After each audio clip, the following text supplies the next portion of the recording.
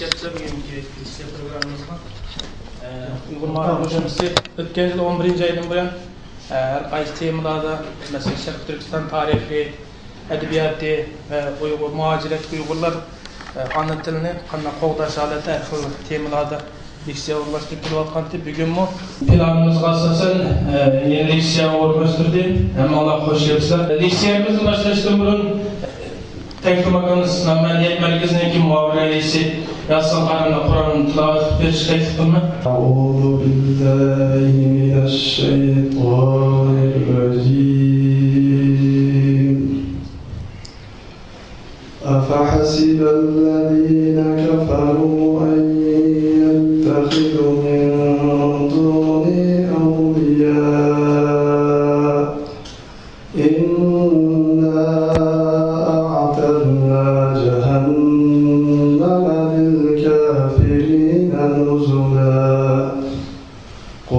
أنبئكم بالأخسرين أعمالا الذين ضل سعيهم في الحياة الدنيا وهم يحسبون أنهم يحسنون صنعا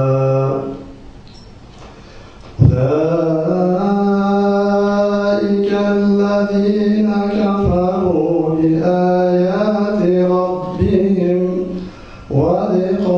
ولقائه فحبطت أعمالهم فلا نقيم لهم يوم القيامة وزنا ذلك جزاؤهم جهنم بما كفروا واتخذوا آياتي ورسلي هزوا صدق الله العظيم. Allah razı olsun. Endi mikrofonumuzni leksiyamızdan kıymetli mektup olan Ustazımız Doktor Aksesler'in verimi. Ben Ustazım Mehmet Osman. Assalamu alaikum. Qadrdek vatandaşlar, qarindoshlar.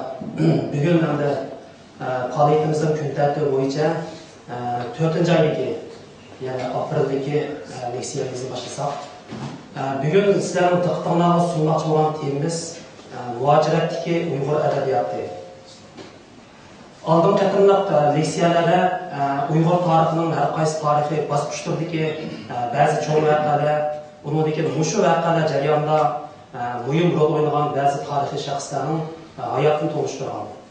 Endi bugun muhojiratdagi Uyg'ur adabiyoti haqida diqqatingizga mushu adabiyotning qanday shakllanganligi hamda muhojiratdagi Uyg'ur adabiyotimizning shakllanishida muhim kuch chiqargan bir qanchadan oshqushliq shaxslarning hayoti va ularning she'rlari haqida sizlarga ozroq tushuncha bermoqchi.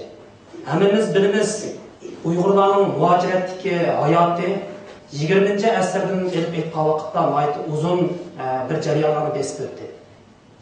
Hamda bu jarayonda muhojiratdagi Uyg'ur jamoatchiligining to'planish, uyushish, har qaysi davlatlarda jamiyatlashish ahvoli bilan bir vaqtda yana bu yer yashovchi insonlarimiz orasida o'zlarining his tuyg'ulari, sirtdagi yashash jarayonida beshni kechirgan kechirmishlari hamda dunyo qarshi his tuyg'ular asosida yana bir adabiyot shakllangan. Biz bilamiz, vatanda 1980-yillardan keyin Uyg'urlarning o'zini tonish jarayonida Uyg'ur adabiyoti pek muhim rol o'ynagan. Hamda mushu adabiyotning ichida bizga tonish bo'lgan, nihoyat muhim bo'lgan janr, yana tarixiy temadagi asarlar bizning xalqimizning o'zini tonishi, tarixini bilishi, o'zining milliy kimligini tushunishi qatorliq jihatlarda tarixiy temadagi asarlar intayin muhim rol o'ynaydi. Hamda mushu ma'noda aytganda muhojiratdagi Uyg'urlarning orasida Uyg'urlarning o'z tarixini bilish, o'zini tushunish, dunyoga hamda o'zining millatining madaniyat meroslariga varislik qilish qatorliq jihatlarda bu adabiyotning o'ynaydigan roli intayin muhim. Chunki adabiyot yolg'iz bir qism o'zining erkinligi, uningdagi xalqining haq huquqiy ish qo'shgan millatlarga nisbatan aytganda adabiyot kasbining eng yuqori mohiyatini odatda bir go'zallik yaratish, insondagi eng go'zal his tuyg'ularni ifodalash, insonning estetik zavqini qondirishni bu adabiyotning biz vazifasi deb qaraymiz. Ammo bizga o'xshash o'z vatanida o'zining erkinligini qo'lga keltiradigan, o'z erkinligi uchun kurash qilayotgan bir millatlarga nisbatan aytganda adabiyotning o'ylaydigan vazifasi biz yuqorida aytgan eng oxirgi estetik go'zallik yaratish vazifasi qaraganda texnik cho'nqur vazifalarni o'z ichiga oladi. Bu vazifalar nima desa, bu millatning o'zini tug'ilishi. Yana o'zining vataniga nisbatan millatga bir xil haqdorlik tuyg'usi. Demek bu tuyg'uni yetildirish, uyg'otishda adabiyotning harakatlantirish kuchi intayin zo'r. Hamda muhojiratdagi Uyg'ur adabiyoti degan shu atalg'u hamda bu vaqtdagi tadqiqot bizda ko'p o'nlashmagan. Nurg'un kishilar muhojiratdagi Uyg'urlarning jamiyatini shakllantirdi, lekin bizda adabiyot shakllangan. Bu adabiyotimizda so'rab yozuvchilarimiz, shoirlarimiz, adiblarimiz shakllangan degan savolni o'z-o'ziga qo'yish mumkin. Biz bu savolga albatta 20-asrda bizning muhojiratdagi adabiyotimiz shakllangan, bu adabiyotimizni so'rab hamda bu jihatda o'lmas asarlarni yaratgan bizning adiblarimiz, shoirlarimiz, yozuvchilar bor deb javob berish haqimiz. Hamda bir millatga nisbatan aytgan vaqtda bir millatning umumiy gavdasining to'liq 100% uyg'unib o'zining millatining haqqini, o'zining vatanining haqqini to'lishi bu noto'g'ri. Nurg'un millatlarda shu millatning aholisining ichida nihoyat oz bir qismi, masalan, yo 1% yo 2% va yoki 5% atrofida sarxillar bo'ldi bir millatniki. Xuddi bir qancha qaymoqliq choyning ichidagi qaymoq bo'lgandek, bir millatning intayin osmondagi sarxillar to'pi bo'ldi. Mushunda sarxillari uyg'oq millat o'zini har vaqt yetaklab, o'zining haqqini to'nigan holda yetaklab manalaydi. Agarda mushunda sarxillardan ayrilgan yoki mushunda sarxillarning e'tiborini qilmagan millat hamon u o'zidagi reallik taqdirini o'zgartirmaydi.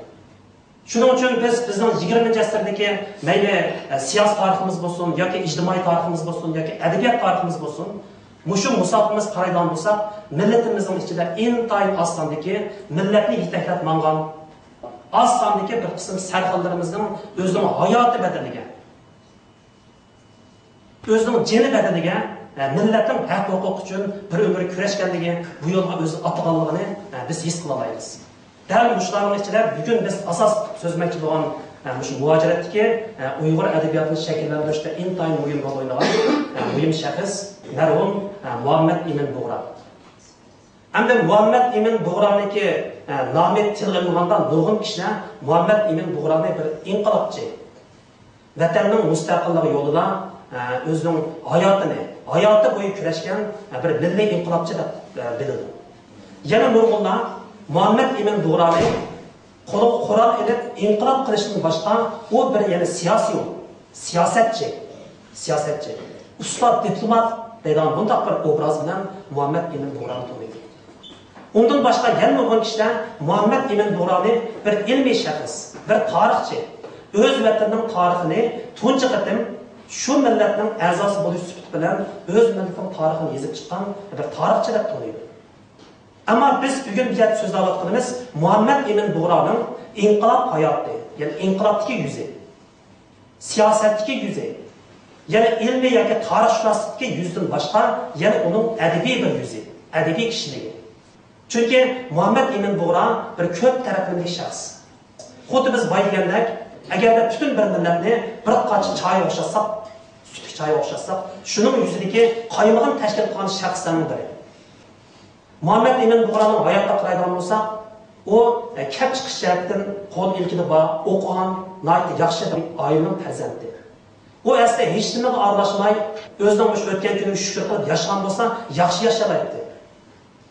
Hayotidagi nurg'un o'ziga kelgan jafo mushaqqat, riyozatlarni chekilgan bo'ladi. Lekin Muhammad Emin Bug'ra uning vijdoni unga yo'l qo'ymadi. U tug'ilish bilan o'zining butun hayotini mushu millatning manfaati, vatanning haqqi va erkinlik uchun mush yo'lda sarflagan bir inson.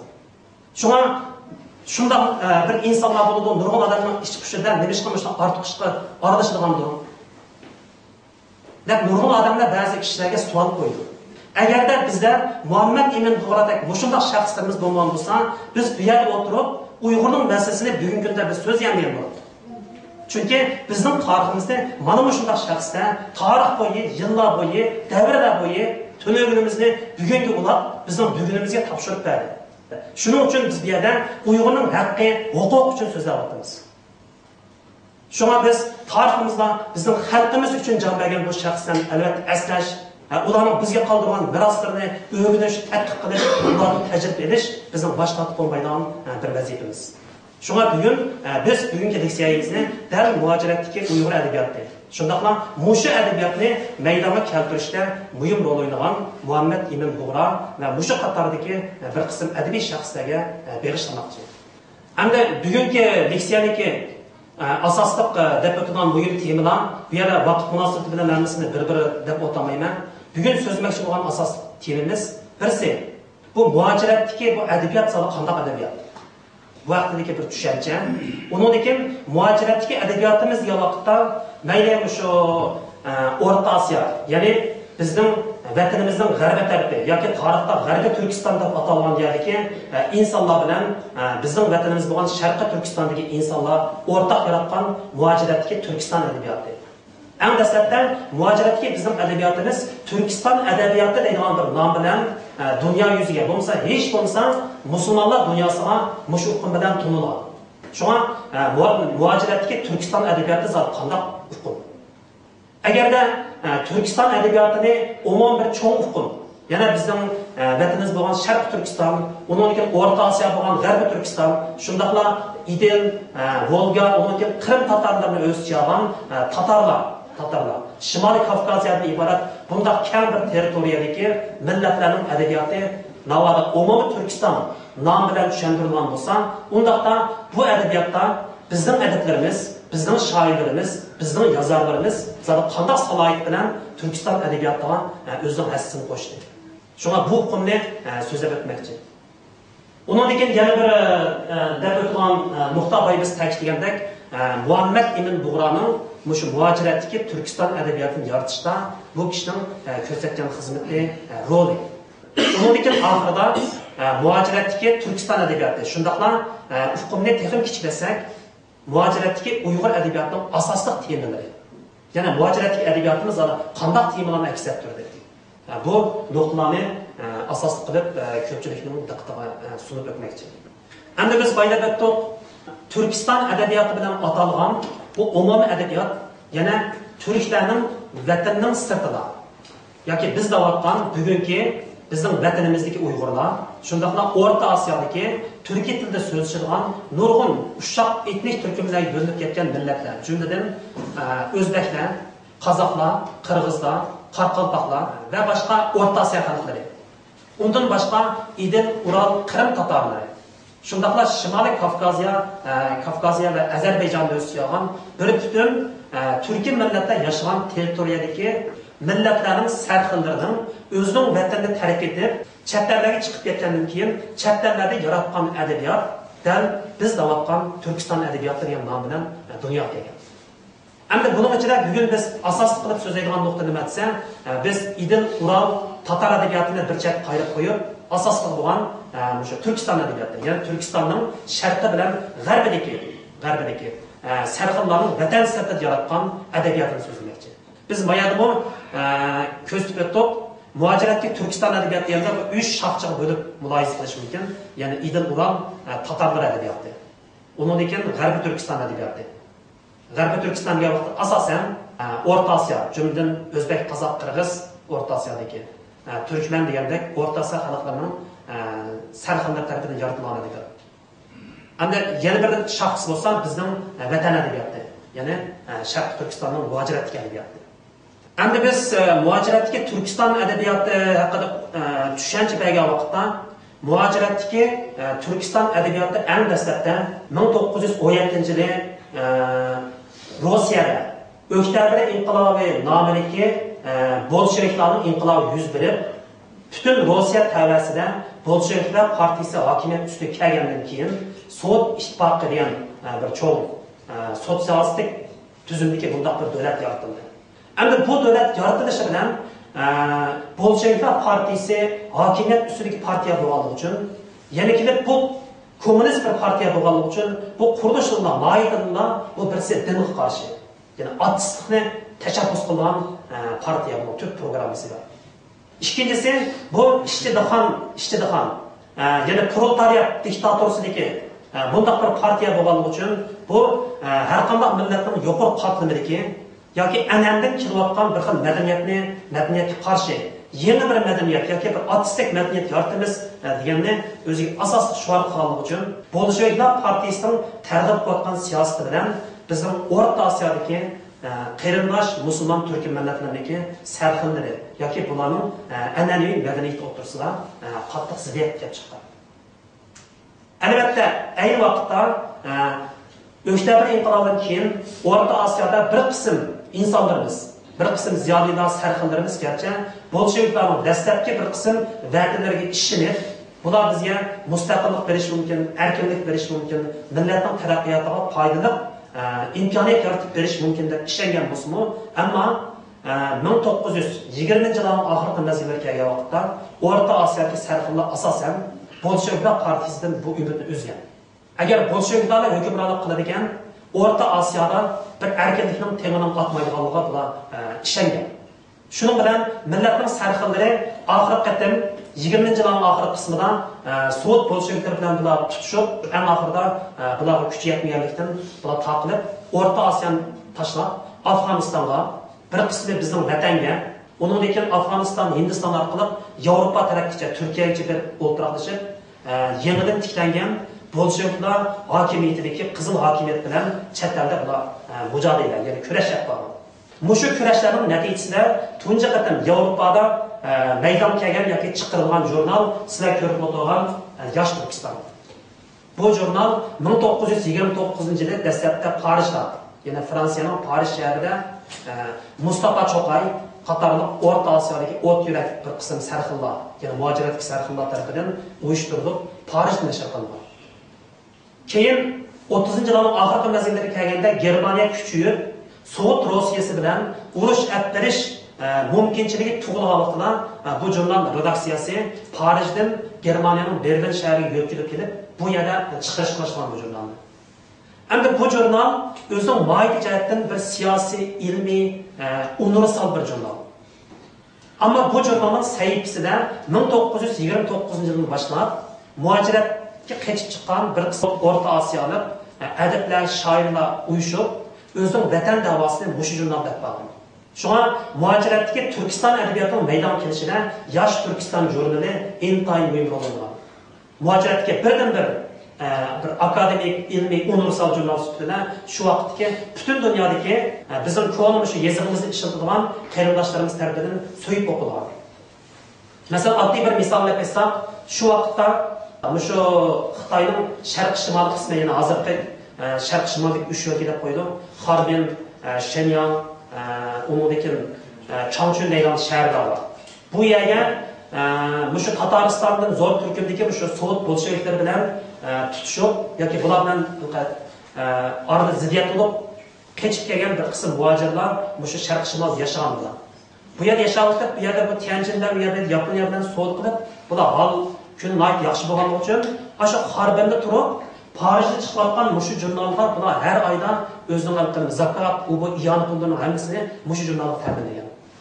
Endi Yosh Turkistonda chiqqan she'rlar, ya'ni Turkiya tilidagi she'rlarning asosiy temasi nima deganda, yanada biz ta'kidlayotgan vatan temasi. Chunki muhojiratga chiqqandan keyingi eng muhim masala, masalan, vatan masalasi bo'lganligi uchun bizning o'z vaqtidagi shoirlarimiz, yozuvchilarimiz o'zining vatan haqidagi nurg'un xiyollari, o'ylari, umidlari, orzulari, bu jarayondagi kurashlarning hammasini she'riy shakl bilan yalqinliq asarlarni yozib, mushu jurnalga avatib turgan, bu jurnalda bu asarlar chiqib turgan. Buning bilan Yevropada, Turkiyada yoki Turkistonning sirtidagi butun muhojiratda yashayotgan insonlarimiz orasida Turkiston adabiyotining dastlab o'zi shakllangan.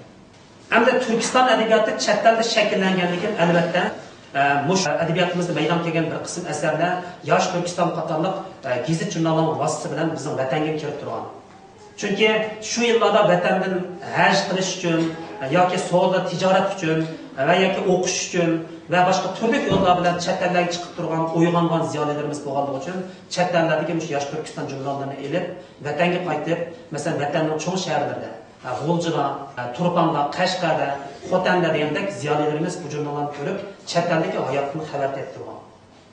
Endi shu vaqtda yana 30-yilga kelganda Qashqardanimiz bilamiz 1933-yili 12-noyabrda Sharqiy Turkiston Cumhuriyeti qurildi. Endi bir cumhuriyet qurilgan vaqtda albatta bu cumhuriyetni yo'laydigan tashviqot vositalari bo'lish kerak. Albatta o'zining gazet jurnal va mushu jihatdagi tashviqot vositalari bo'lish kerak. Bunga moslashish uchun Cumhuriyet qurilishidan ilgari Qashqardagi yuqori qatlamli sarxonlarimiz uyushib, istiqlol jamiyati nomida bir jamiyatni qurib chiqqan. Demak, Cumhuriyet jakalanmay turib bu istiqlol jamiyati qurilgan.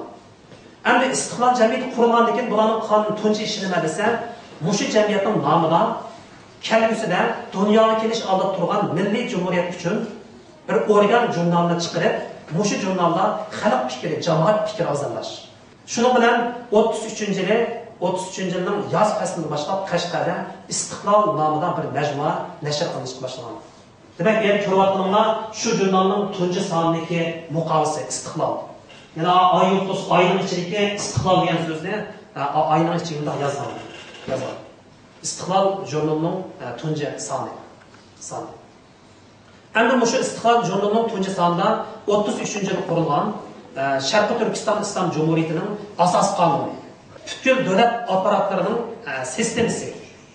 Bu davlat aparatlarida xizmat qiluvchi, vazifa olib qo'zg'uvchi prezidentdan tortib, toki har qaysi ministrlarining vazifasigacha bo'lgan bütün ahvollar jurnalda tafsili berilgan. Undan boshqa jurnalda bizning diqqatimizni jalb qilgan yana bir nuqta nima desa, yana bu jurnalda e'lon qilingan milliy adabiyotimizning o'rnaklari. Mesela biz davatkan İstiqlal Marşı Emniyet Tuncuğat'ın İstiqlal jurnalında e'lon qilingan. Şu an 30. yıllardaki bizim milli inqilab edebiyat, milli inqilab yoki milli erkinlik edebiyatı degan vaqtda İstiqlal jurnalida besilgan she'rlar, bu shu turkumdagi she'rlar iborat. Ama 33-yildagi Cumhuriyet 6 oyning ichida ishki va tashqi kuchlarning besimi ichida Cumhuriyet yiqilgandan keyin mushu Cumhuriyetga qatnashgan, xizmat qilgan nurg'un shaxslar o'zining hayotini va boshqa nurg'un jihatlardagi mushu besim tufaylidan bular vatanni tark etib chet ellarga chiqib ketishga majbur bo'lgan. Endi mushu Cumhuriyet bilan bir qatorda yana Xotanda Muhammad Emin Bug'ra, yana suratdagi kishi Muhammad Emin Bug'ra. Muhammad Emin Bug'raning yetakchiligida Xotanda inqilob bo'lib, Xotan islom hukumati qurilib, Qashqardagi Sharqiy Turkiston Islom Cumhuriyetining qurilishi va uning mukammallish jarayonida Muhammad Emin Bug'raning Xotanda qilgan inqilobi nihoyatda muhim rol o'ynaydi. Agarda Xotanda inqilob bo'lmagan bo'lsa, ehtimol 33-yildagi Cumhuriyet unchalik tez qurilgan bo'lardi. Ammo endi bu jarayondagi tarixiy voqealarni biz oldin qatimliq leksiyamizda o'tirib qo'yib o'tdik. Bugun biz tarixiy voqealar ustida ko'p so'zlamaymiz. Endi Qashqardagi Cumhuriyet yiqilgandan keyin uning keyinida Xotandagi Cumhuriyetmi, Xotandagi islom hukumatimi tanlab yiqildi. Yana Maxusan Tunganlarning hujumi, Sovet Qizil hokimiyatining besini qatorliq ichki tashqi sabablar tufaylidan oxirida Xotan hukumati yiqildi. Xotan hukumati yiqilgandan keyin mushu hukumatning qurg'uchi, inqilobni qiluvchi marhum Muhammad Emin Bug'ra oxirida vatan uchun vatanni tark etib chet elga chiqishga majbur bo'ldi. Biz odatda muhojiratga chiqib ketgan bizning 30-40 yillardagi inqilob yetakchilarining hayotini o'qig'imizda shunday bir jumla so'z keladi. Vatan uchun vatandan ayrildi. Yoki vatan uchun vatanni tark etdi. Hala bugungi kunga qadar bizning bir qismi deydi o'zining vatandan ayrilish sababi ustida to'xtalgan vaqtda biz vatan uchun vatandan ayrildik deydi. Menimcha vatan uchun vatandan ayrildik degan shu so'zni deyish unchalik oson so'z emas. Agarda Muhammad Emin Bug'ra va yoki Mahmud Muhitida bizning milliy inqilobchilarimizni vatan uchun vatandan ayrildi desa, bularga men 100% mushtaning so'zi bular o'rinliq deb o'ylayman. Ama bugün günde vatan sırtida minglagan kishilarimiz yashayapti. Bu kishilarimizning ichidan qanchaligi vatan uchun vatandan ayrilganligini, balki bu insonlarimizning o'zigimi aniq uyg'un ayon bo'lishi mumkin. Vatan uchun vatandan ayrilgan deganimiz, vatandan ayrilgan kundan boshlab vatanning ishqi sizning qalbingizga chegirgan bo'ldi. Bir umr shuning uchun yashaysiz. Sirtga chiqib jon beqish uchun yashash sizning vatan uchun vatandan ayrilganligingiz emas. Shunga 34-yildagi yoz mavsumida Muhammad Emin Bug'ra vatan uchun vatandan ayrilishga majbur bo'ldi. Vatandan ayrilgandan keyin oldi bilan Hindistonga bordi. Hindiston orqali Kashmirdan o'tib, oxiri Afg'onistonning Kabul shahriga borib, mushak o'rnashdi. Hamda Kabuldan Afg'onistonning podshohligi, undan keyin Afg'onistonda turayotgan Yaponiya elchixonasi, Turkiya elchixonasi, Germaniya elchixonasi qator elchixonalardagi diplomatlar bilan aloqa bog'lab, vatandagi qurolli inqilob mag'lub bo'ldi. Qurolli inqilob mag'lub bo'lgandan keyin vatanni o'zga tashlab qo'yish bo'lmaydi. Endi qurolli inqilob olib berishga imkoniyatimiz bo'lmaydi ekan, siyosiy inqilob olib berish kerak deb bu Kabulda jim turgan. Siyosiy inqilob olib berish uchun bir millatniki o'zining kimligini tanishtirgan, o'zining tarixini haqqa bildiradigan, o'zining qo'lida bir dasmoy bo'lish kerak. Shuning uchun Muhammad Emin Bug'ra Kabuldagi shu qiyin kunlarda qo'lib qalamladi 40 parchadan ortiq shu vaqtdagi Turkiy, Arabiy, Farsi va boshqa manbalardan foydalanib, oxirida Sharqiy Turkiston tarixini Afg'onistonning Kabul shahrida yozib tamomlagan. Shundoq deyishga bo'ldiki, bu asar bizning tariximizga tunji qatam bir Uyg'ur farzandining o'zining millatini, o'zining millatining tarixini bevosita yozib chiqishi hisoblanadi. Albatta, undan ilgari tariximiz yozilgan. Ammo Muhammad Emin Bug'raning bu tarix kitobidek bir sistemaga tushgan bunday bir asar ilgari maydon kelmagan. Hamda bu yillarda Muhammad Emin Bug'ra yalnız tarix yozish bilan emas, balki bo'sh vaqtlarni foydalanib, muajiratdagi o'zining his tuyg'ularini ifodalagan yalqinlik she'rlarni yozdi. Shunga uning Afg'onistonning Kabul turayotgan vaqtlari Muhammad Emin Bug'raning hayotidagi ilmiy, akademik hamda adabiyot jihatdagi nurg'un ishlarini tutagan bir yillar bo'ldi. Muhammad Emin Bug'raning Afg'oniston Kabulda turayotgan mazgilda yozgan bir yurish she'rlari, undan keyin 43-yilga kelganda Afg'onistondan turolmay Hindistonga borgan. Hindistonga borgandan keyin Hindistondagi Angliya hukumati Muhammad Emin Bug'raniki bu faoliyatlardan gumonlanib bir mazgil İngiliz hukumati bu turmaga tashlagan Muhammad Emin Bug'rani. Axir bu shunday turli besimlar ichida Hindistonda turish imkoniyati bo'lmaganligi uchun ishkirdagi Nanjangda turayotgan Isa Yusuf Olibtekinning taklifi bilan Muhammad Emin Bug'ra 43-yildagi oxirida Hindistondan ayrilib Gomindangning poytaxti bo'lgan Nanjangga borgan. Nanjangga borib, u yerda shu vaqtda bu Gomindang Yaponiya bilan urush qilib, oxir o'zining poytaxtini topqizib qo'yganligi uchun poytaxtni Chongchangga yo'tgan. Shuning bilan Muhammad Emin Bug'rani Isa Yusuf Olibtekinlar bilan Chongchangga ko'chib kelib, bu yerda Gomindang parlamentida turib, bular siyosiy kurash olib borgan.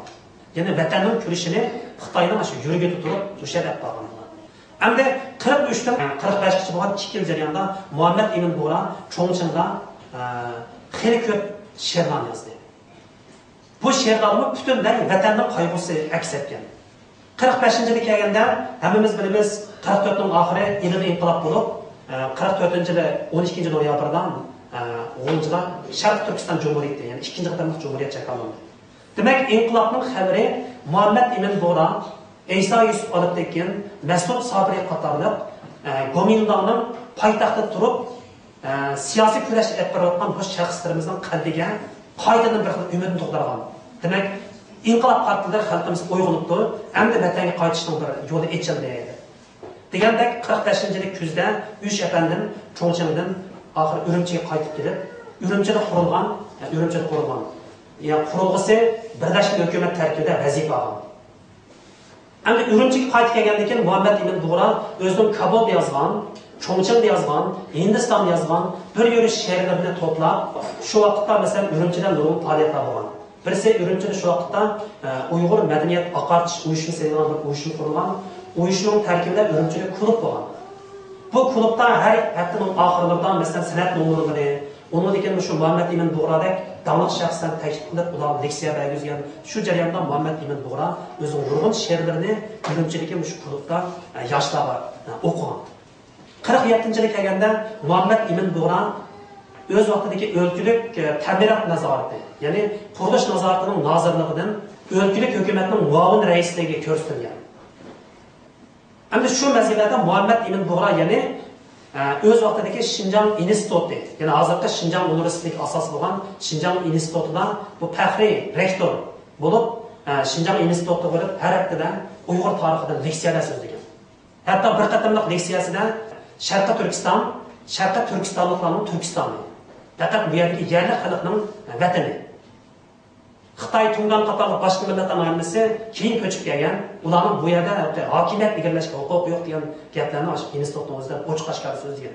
So'zlagandan keyin shu vaqtdagi o'lkalik hukumatning rais bo'lgan Buran Shayli bu azaldan shu Yangzangshin davridan toki Gomindang shu kommunist partiya davrigacha Xitoy uchun sodiq ishlab kelgan bir inson bo'lganligi uchun oxir umi Xinjiang instituti bo'lib Muhammad Emin Buğraga qarshi leksiya so'zlagan. Xinjiang azaldan Xitoyning ayrılmaz bir qismi degan narsani shu Buran Shayli 40-yillarda so'zlagan. So'zlaganki, shu vaqtda ikki xil iqlim bo'lib, bir iqlim Muhammad Emin Buğra, undan keyin Mas'ud Sabri, Aysa Yusuf olib ketgan va boshqa ilida inqilob qilib, Urumchida birlashma hukumatga mas'ul bo'layotgan masalan Ahmadjon Qosim qator inqilobchilarimiz tarafidan bular bir xil milliyatchi guruh sifatida Urumchida shakllangan.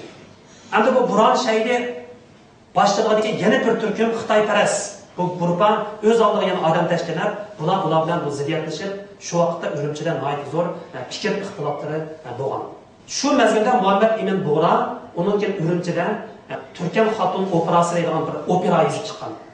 Ya'ni Muhammad Emin Buğra yolg'iz shoirlar emas, balki o'z vaqtida drama, teatr yozgan bunday bir odam. Bu Turkan Xatun operasi degan operani yozib chiqqanki, bu opera 7 parda, 17 ko'rinish. Bu operani Urumchidagi Uyg'ur uyushmasida shu vaqtda yoshlar tarafidan bu sahnaga chiqilgan opera. Sahnaga elib chiqilganki, nihoyat zo'r g'ulg'ul qo'zg'ab, shu vaqtda Muhammad Emin Buğra nima yozgan degan vaqtda qadimki Urug'un Uyg'ur davlatining shahzodasi bilan Kucha, ya'ni Kusal podshohligining malikasi o'rtasidagi ishqiy muhabbatni tasvirlagan opera. Tasvirlab shu jarayondagi milliy ittifoqsizlik va har xil hodisalar bilan qanday qilib o'sha xalqlarniki, ya'ni zavollikqa yuz tutish jarayoni, o'sha jarayonlarni butun drama qilib xalqqa ko'rsatgan. Am bu yerga tub maqsad nima desa, milliy ittifoqlik bir millatning hayotiy kuchi, harakatlantiruvchi kuchi. Agar milliy ittifoq bo'lmaydigan bir millat o'zining ichidan sesib tuyishib ketadi. Demak, drama orqali, teatr orqali xalqni tarbiyalaydi. Xalqni. Demek hem de Muhammad Emin Buğra'nın she'rlarini boshqa teatrlarini o'z vaqtida xalqchilar nihoyat zo'r ta'sir qo'zg'adi. Afsuski 49-yilga kelganda Kommunistlar partiyasining hokimiyat beshiga kelishi, bizning vatanga kommunist armiyasining kelib kelishi sababidan Muhammad Emin Buğra boshlig'idagi Uyg'ur xalqining sarxillari yana bir qatim hijrat qilishga majbur bo'ldi. Yana bir qatim vatan tashlab hijrat qilishga majbur bo'ldi. Demek bu hicret bular aslan düşünmedi.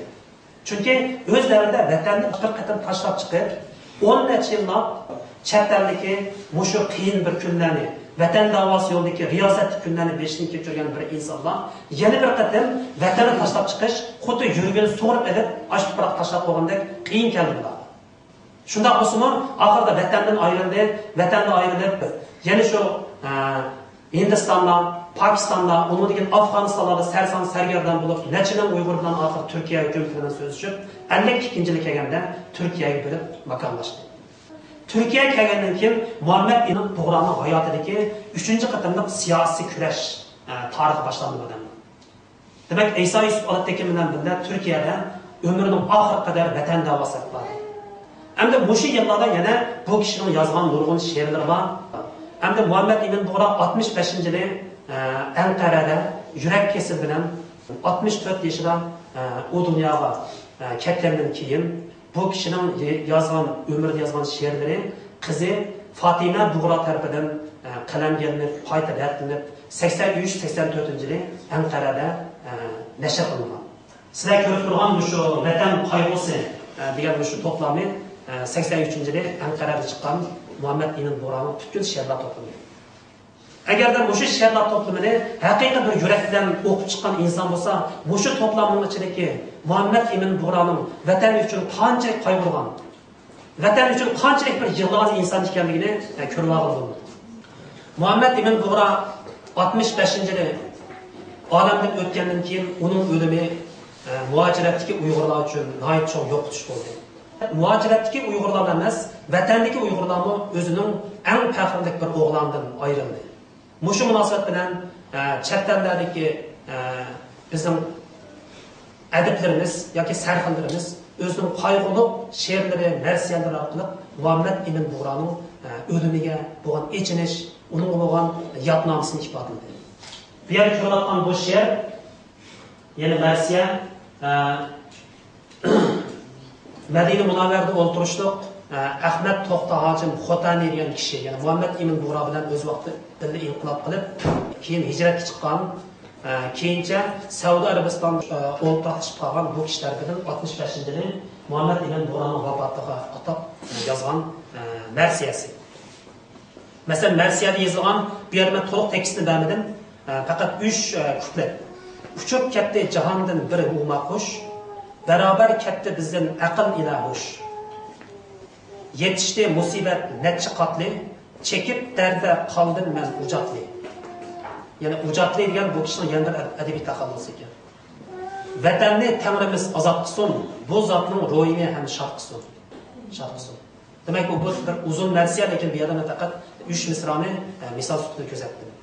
Muhammed Emin Buğra'nın mushu vatan qayg'usi nomli she'rlaridagi she'rlarning temisi 3 bosqich bo'linganda, birinchi muajirat, ya'ni birinchi hijrat davrida yozilgan she'rlar, undan keyin ikkinchisi vatanga qaytish, ya'ni vatanda 45dan 49-yillargacha bo'lgan mazillik she'rlar. Undan keyin uchinchi bosqichi ikkinchi muajirat. İkinci muacirat deganda 49dan toki hayotning oxirigacha Turkiya va boshqa joylarda muajiratda turgan mazilni yozgan she'rlar. Hamda bu kishiniki o'sha birinchi hijratda yozgan she'rlari, bu yerda men vaqt munosabati bilan hammasini deb aytmadim, faqat mavzusini deb o'tib ketay. Birisi Badaxshonda aytilgan Turkiy muhammas. Buni aytib bir uzun she'rga qo'lyozma oldida mush kitob kirgizilgan. Bu she'rniki temisi miskin vatan, g'arib vatan, binova vatan. She'rning mazmuni mumkin shu badiiy uslub jihatdan nihoyat yuqori kamolatga yetgan yaxshi she'r endi. Agar qiziqsanglar keyin ko'rib baqsanglar bo'ladi. Undan boshqa Hindiston sarhadlari Ladakh shahridan nazm qilingan Turkiy muhammas.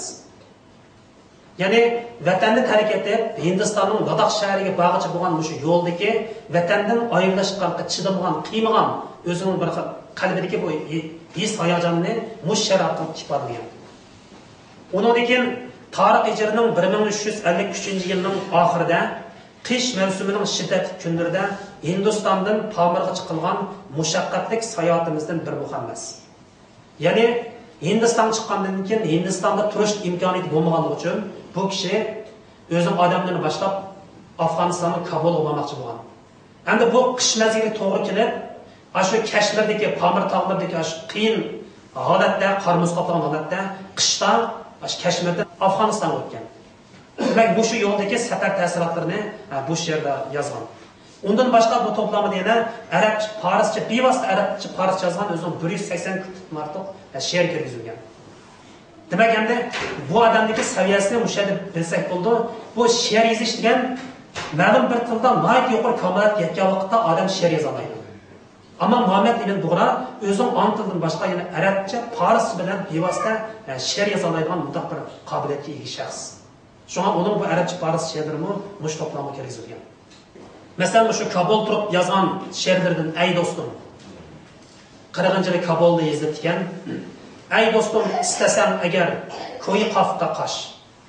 Ey dushmanim, yarog'imni olib boshim uzra kel. O'lsam qolur bu soy yuzida mangu izlarim, yo'lchi topur oziqsa ondan oxir el.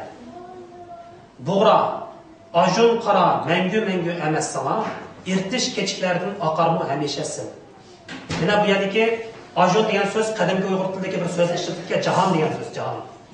Ya'ni Buğra, bu jahon sana mangu boqvanda emas. Undan boshqa yana Kabul turgan mezgilda shu yili bir Qurbon hayit bayrami kelgandan keyin Məmtimin bu bayramın özü mən üçün bayram emas. Çünki bir bayramni bir millat o'zining vatanida, o'zining tuprog'ida, o'zining el jamoatining ichida shu zaminda dastlab turib o'ynagan bayram haqiqiy bayram bo'ldi. Shuning bu bayram men uchun bayram emas. Mushu hissiyotni mana shu yerda yozgan. Ya'ni bu kelgan xalq bayrami menga bayram emas. Yo'q, ama bir ko'ngil ichida bu qayg'ular orasida jahonda har narsa bor, barchasi to'plandi boshimga, qutulmoq ohi bo'lg'aymi bu jahonning majrosidir.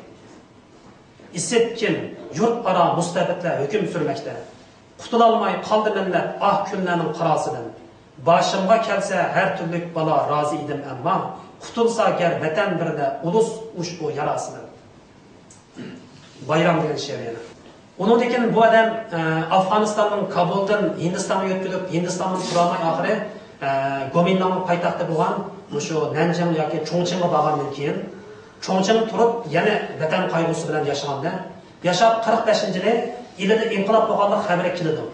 Kelgandiki bular shu o'tiramay qolganda qachon bir imkoniyat bo'lsa vatanga borsaq, shu inqilobning ashunisi ketilsa deb oxiri bular hatto Lanjodni o'tib shu Yumin degan shu qumul chegirsiga shing-shing yaqinga Aşağı kelgan vaqtda bu adam o'zining hissiyotini shu basamay oxiri shu shing-shing degan bir she'rdi.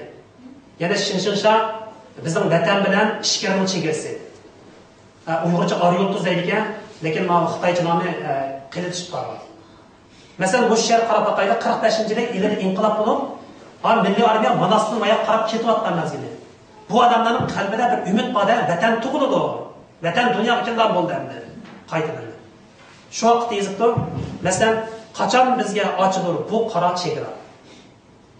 Qachon kulib o'ynaymiz ushbu go'zal yurt ara? Qachon o'ynab kularmiz ili yaylaq tog'ida? Qachon so'rin tuzarmiz jannat xotan bog'ida? Qachon ko'zga suridur turfan kucha tuprog'i? Qachon bo'lur o'rnimiz yarkan Qashqar ko'ylari? Demek şu adamın ishkir turmati baş vatanga bo'lgan shu o'zining his hayotini bu she'r noyib chonqur ifodalangan. Undan boshqa yana Shunqar. Bu ma shu Chongqing turib yozgan she'r ekan, vaqt munosabati bilan bu she'r tafsirini o'qimay. Masalan, bu yerda yurtum. Bu ma qo'shiq shaklida noyib amabaq oddiy til bilan yozgan o'qib baqsana ko'rsam, yurtum tuproqlarim ko'zimizga surma bo'lsin. Qara taşın almas kabi boynumuzga salma bo'lsin. Cho'ringdagi tosh va kesak bizga qizil olma bo'lsin. Budush qaqning tikanlari bizga tatliq hujma bo'lsin. Demak, bu she'rim noyib uzun she'r, faqat bu yerda ikki misrani keltirdim. Bilirmisan ey yigit? Bu mashina nimani yozibdikan, Chongqing yozibdikan. Tuproqdan vatanning Tangri seni yaratgan. Bu vatanning havosi seni beqib cho'maytgan. Bilgin vatan qadrini, vatan haqqi ulug'dir. Vatan sizga bu ajun baştan ayak to'siqdir. Seni bugun insonlar vatan bilan o'qiydir. Tarixingni so'nqilur vatan bilan to'niydir. Nomusingning to'nini vatan bilan to'qiydir. İzzat va shuhratingni vatan nomi to'shiydir. Yalavaşning so'zida vatan so'ymak iymondir. Joni bor inson vatan uchun qurbondir. Xizmat qilgan vatanga haqiqatda insondir. Vatan qadri bilmagan ikki putliq hayvondir. Vatan ulug' sen ulug', vatan sana mirosdir. Yana bu yerdagi Yalavaşning so'zlagan Yalavaş degan qadim Uyg'ur tilida elchi degan ma'noda. Bu yerdagi Yalavaş Payg'ambar alayhisalomni da'vatgan, ko'rsatgan ma'noda. Yalavaşning so'zicha vatan so'ymak iymondir. Ya'ni Payg'ambar alayhisalomning vatanni so'yish iymonning jumlasidandir degan hadisni ma misroga keltirgan ekan. Bu she'rni 45-yilda shu bilan ishga turib yozgan she'r ekan. Undan Muhammed Emin Buğra'nın she'rlaridagi bir cho'ng tema, vatan temasidan boshqa, yana bu kishi butkul Türkdan iborat umum bir millatning gavdasiga uyushishi, bu Muhammed Emin Buğra'nın bir butun hayotidagi bir xil siyosiy g'oyasi bo'ldi. Yana turkchilik g'oyasi. Mayli Muhammed Emin Buğra bo'lsin yoki Isa Yusuf Alattekin bo'lsin, Bolşeviklar yoki Xitoy kommunistlar tarafidan ushaq milliy turkumlarga, etnik turkumlarga ayrilgan millatlarning hangisini amaliyotda birli turk deb tushungan. Birli turk. Asli tariximizdan biz turk bo'lib tug'ilgan, kelajakda turk bo'lib o'timiz. Shunga turklik gavdasiga uyish kerak. Bizni parchalatgani bu kommunist ishg'ol etdi. Deb bu odamning siyosiy g'oyasi bo'lgan. Şuna bütün şehirlerde bu kişi Türk milletçiliği, yoki Türklükten ibaret bu siyasi g'oyani hemen aldık koygan. Mesela bu şehir Qarabaqayni atamızın öz oğlu biz. Bir atanın 10 oğlu biz, 10 oğlunun 100 oğlu biz. Atamızın öz oğlu biz, Türk oğlu biz, Türk oğlu biz. Yumulaq baş, buğday önlük, qara saçlı, qara közlük, orta boyluk, süçük sözlük, bir törelgen Türk oğlu biz. Demek Ma Mısra'nı okusak, Türk halklarının irqiy jihatdagi bir aloyligini mayaga suratla beryapti. Uyg'ur, Qozoq, Qirg'iz, Tojik, O'zbek, Tatar, buyuk birlik, bir bo'lg'achqa qolur tirik, ayrılmaydi Türk o'g'limiz. Demek Maşyedir orqali bir Türklük birligini ilgari surgan.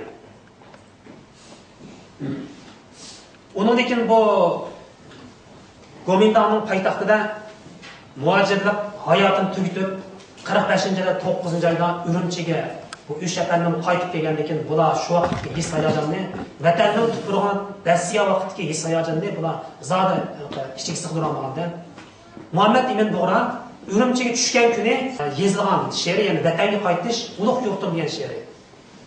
Mana she'ri Qarabaqayni ulug' yurtim, aziz yurtim, seni jondan salomlayman. Bu og'riq ko'zlaringni tuproqing bilan davolayman. Havoyim birla qayg'udan yuragimni adolayman. Ulug' yurtim, aziz yurtim, seni jondan salomlayman. 12 yil sening dardingda bir divona bo'ldim men. Jahon xalqi ara birla tanurib afsona bo'ldim men. Umid uzganda sendan aqldan begona bo'ldim men. Umid kelsa dil yo'ras kabi mardona bo'ldim men. Ulug' millat, esil millat, ichingga ol bu bug'roni. Ishigingda turg'izib xizmatingga sol bu bug'roni. Ezildi ko'p piroqingda sen olib qol bu bug'roni. Bu g'urbatdan qutuldur, ayligin xo'shal bu bug'roni. Demak, millatga xitob qiladi. Millatning ishigini olib turib, bir qul kabi millatga xizmat qiladi. Lekin bu xizmatni vatanning tuprog'ini dastlab turib qiladi. Demak, bug'roning vatan qaytgandan keyingi hissiyotini bu yerda o'tog'ida albatta tushunamiz. Undan keyin 47-yilga borganda Urumchida qurilgan o'lkalik birlashma hukumatda qurilish nazoratining noziri, o'lkalik hukumatining hay'ati, keyincha o'lkalik hukumatining muavin raisi qatorliq yuqori mansablari bo'ldi. Ammo o'sha yillarda bu kishi yana o'zining qalamini to'xtatib qo'ygan 47-yili Ahmadjon Qosim boshlig'ida Urumchidagi shu Uyg'ur jamoatchiligi o'z davrida Shinsay qotillar tomonidan bo'g'ib o'ldirilgan Xo'janiyaz hojimning jasadlarini shu chog'dagi kishilar orqali surishtirib, jasadini topgandan keyin hozirgi Urumchi shahrining shu radio televiziya nazoratining oq taraf to'g'ri keldi, mushaga bir zaratkorlik barpo qilib bu yerga qo'ygan. Masalan, shu qatorliq jasad o'tkazishda nimasi qo'yilganlar, hatto Sobit tomonlarning qabrisini shu yerda edi. Nayt afsus, necha yilning oldida radio televiziya nazoratining atrofidagi bizning qahramonlarimizning jasadlarini bir buyruq bilan hammasini qo'laydiganini qo'lab elib, hozir u yerga butunlay bino sifatida. Demak, bu zaratkorligimizning qonida, ammo mushu zaratkorlik 47-yili Ahmadjon Qosimning boshlig'ida o'lkalik hukumat tomonidan o'tirib qo'yilib, cho'ng murosim bilan mushu rahbarlik tiklangan. Xo'janiyaz hojim uchun. Hamda shu murosimda Mamtun Bug'roning o'qigan she'ri keldi. Ey vatan qurbonlari. Ah sizga ey vatan qurbonlari. Ey vatanning qahramon o'g'lonlari. Sizga biz qon yig'lasak ham oz turur. Kim edingiz yurtimizning janonlari. Biz unutuldukmi deb qayg'urmaymiz. Yurt uchun, millat uchun ah urmaymiz. Jonimizni xo'sh tuting jannat ara, bizga qoldi bu olamlik o'rnimiz. Qonimizni yerga qo'ymas bu ulus. Yurt millatni unutmaydi bu ulus. Har yigit sizning izingizdan yurur. Qutulur, qulluq qolmas bu ulus. Ulus sizni unutmas hech qachon. Yo'lingiz uzra yurur har qachon.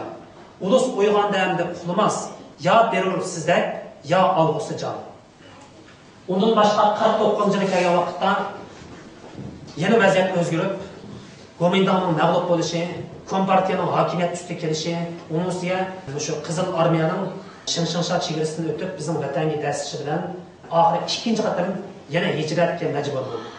Dal shu yili Muhammad Emin Bug'ra To'plam millat degan she'rini shu Urumchidan ayrilgan vaqtda yozgan bu she'rni.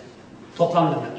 Demak, bu she'rda butkul bizning Beşimizdeki falaketlerin tüp yıldızı inaksızlık, ittifaqsızlık, işkeziyet. Eğer millet toplanmasa, uyuşmasa, milletin istiqbalının tügeşken yeri şu. Şu ideya Allah söylüyor. Mesela başımızda uluk millet sevdası, can ciğerde bu vatanın şeydası. Şuarımız erkenlikinin davası, milli birlik derdimizin davası. Toplam millet doğru yolda yürüyür. Birlik bilen yürgen millet yok kalmaz. Yürgen millet orta yolda hiç kalmaz. Yüreğini bizni hiç kim tosalmaz. Toplam millet doğru yolda yüreğini. Onun için mayat yeni bir mühim şiir var ki bu şiirimi kinayi usulü. Yani edebiyatımızdaki şu simbol, metafor usulü kılıp vatanın ahvalını aksep tugan bir şiir ekan. Mesela bana qarab bakaylı, bir çağlarda bak içine kirdi bir torgay. Şahtan şaqqa qo'nib yurdi hech bir to'xtamay. Bulbul ani mehmon qildi hech bir aymay. O'rin berdi, dansu berdi hech bir qizg'anmay. Anga dedi biz o'rtaqmiz, vatan bizning. Torgay anga xo'sh-xo'sh dedi, aldab qo'ydi-da. Bir kun borib qarg'alarga salom berdi-da. Men sana sodiq banda deb yolurdi-da. Men ham bulbul sizga qul deb bir so'z berdi-da. Ahmoq bulbul bilmas edi torgay mekrini. Sözler idi anı dost deb har xil fikrini. Vatandosh deb anga berdi bog'ning to'rini. Torgay oldi bekir bilan bulbul yerini. Bulbul hamon so'zlab turar vatan bizningdir. Torgay yana qarg'alarga qilban do'ng'aq. Dedi keling tayyor sizga mana bu qo'ng'oq. Dedi bog' bulbulning emas orada o'rtaq. Dedi keling qarg'a xo'jam tutun ko'p yataq. Bulbul dedi xoin torgay vatan bizningdir. Demek ki torgay, bulbul, qağa. Bularni o'tirsidiki shu kinoylik metafor orqali shoir Muhammad ibn Bug'ra o'zining shu chog'dagi vatanning ahvolini bu she'r orqali bayon qildi. Undan keyin hamda Muhammad Bug'raniki she'riyatidagi bir qism namunlarni biz bu yerda shunchalik ko'rsataylik. Undan boshqa muajiratga Uyg'ur adabiyotida Muhammad ibn Bug'radan keyin yana 30-yillardagi Sharqi Turkiston Islom Jumhuriyati yiqilgandan keyin chet elga qaytib chiqqan bir qism sarxillarimiz. Masalan, buning ichida 1937-yili Mahmud Muhiti bilan birlikda Qashqardan Hindistonga safar qilgan noyat muhim bir shaxs bor. Yana Abdullabek Damulla Naimi. Bu kishining chet elga chiqqandan keyin Mahmud Muhiti bilan birga vatan da'vosi qilish jarayonida yozgan ajoyib yolqinlik she'rlari bor. Şuna bu kişinin namını tilga o'tish noyat muhim, lekin she'rlarini men bu yerda o'tamay. Undan keyin Sharqi Turkiston Islom Jumhuriyatining tashqi ishlar ministri bo'lgan Qosimjon Hojimning qizi vatan safidagi noyat muhim shu ayollarning yetishib chiqqan, ya'ni qizlarning yetishib chiqqan bizning ichimizga noyat yaxshi shoir. Demak, bu qizning Pokistonning Rawalpindi turib 50-yillarda yozgan bir yurish noyat yolqinlik she'rlari bor. Bu she'rlardan vatanga bo'lgan muhabbat, talpinish, hissiyot, vatanning erkinligiga bo'lgan ishtiyoq qatorliq nurg'un hissiyotlari bu she'rlarda ifodalangan. Undan keyin Ahmad To'xtaoji Xotani, ya'ni Muhammad ibn Bug'raning o'limiga atab narsa yozgan kishining yana bir yurish she'rlari bor. Yana bir shoir yana Xotanlik Fatihdan mahkumlagan kishiniki bu she'rlari ko'p uchraydi. Undan keyin Qosimjon Hojim qizi Maşyeni bir körpaqayni. Kecha kunduz fikrim yodim Turkiston. Ko'nglim ko'zim sog'inur aziz Turkiston. Saharlarda bulbullar figan yig'lasa, men hamisha urib deyman Turkiston. Yurtimiz boshdan oyoq jannat parchasi. Tog'lari, sulari oltin Turkiston. Ajuni chin ruslarga hech loyiq emas. Turk bo'shiga u aziz dini Turkiston. Har qorong'u kechaning bordur yo'rig'i. Bas yeter endi azat bol Türkistan. Ko'nglim ko'zim yoshlarina biyitlar yaz amin. Qadring sening ko'p o'tildi jannat Türkistan. Sening muxlis qizlaringdan Qosimbek qizi, fikri yodi nijoting aziz Türkistan. Yani 55-yilda Pokistonning Rawalpindida yozilgan she'r ekan. Undan keyin Muxbul Cho'pon degan birsiniki Turfan naqshasi. Ya'ni shu Turfandan yetishib chiqqan dangliq shu Muxbullar oilasi. Yani hazır vatanda Yasin Muxbul degan dangliq muzikant va kompozitor.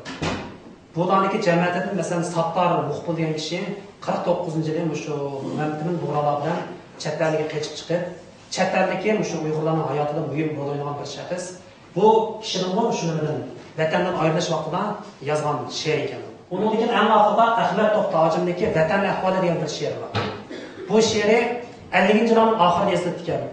Qandaq şarait yazıldı degan vaqtda vatanda 49-yili mush kommunist hokimiyat tiklangandan keyin dastlabda chiroyli so'z qilgan bo'lsa-mu, keyincha biroqla masalan yer islohida bizning boylarimizning qo'lidan butun yerlarni tortib olgan. Undan keyin kommunallashtirimizda butun xalqni mushu Sovet ittifoqining kolxoz degan tuzumini do'rab, kommunal tuzumni yo'l qo'yib, vatanda ocharchilikning kelib chiqishiga sabab bo'lgan shu mezgillarda. Undan keyin kommunist matbuotlar dinga qarshi tashviqot qatorliq bir qator narsalar mush chet ellik Uyg'urlar bilan ham anglab turganda, anglab turib, mush Ahmad To'xta hojim Saudiya Arabistonda turib vatanning ahvolini mush sharafga bayon qildi. Demak, endi bugun sizlarga tanishtirib o'tgan shu muajiratdagi Uyg'ur adabiyotining asos nuqtalari shu vaqt munosabati bilan men shuncha so'zlay, hammasini so'zlashga uzun vaqt ketdi. Endi oxirida bir jumla so'z muajiratdagi Uyg'ur adabiyotining mangulik temasi nima desa, mangulik temasi faqat vatan temasi. Vatan. Albatta boshqa temalar bo'lgan, muhabbat bo'lgan, erkinlik bo'lgan, boshqa nurg'un temalar bo'lgan. Ammo muajiratdagi Uyg'ur adabiyoti yoki Turkiston adabiyoti qurilgandan tortib bugungi kungacha yanada vatan temasini o'zi mangulik tema qilib keldi. Shunga bundan keyin agar qiziquvchilar bo'lsanglar, she'rlarni ko'rib, o'qib, shu vaqtdagi bizning sarxillarimizning vatan yo'lidagi faqat bir inqilobiy kurash, qurolli kurashdan boshqa tashviqot sohasida, ya'ni tarix jihatdan kurash olib berish, madaniyat jihatdan kurash olib berish, adabiyot jihatdan kurash olib berishdan iborat mushu tarixni tushunishimizga yaxshi yordam qiladi. Shunga men bugun shunchalik so'zlay, diqqat berganlarga rahmat.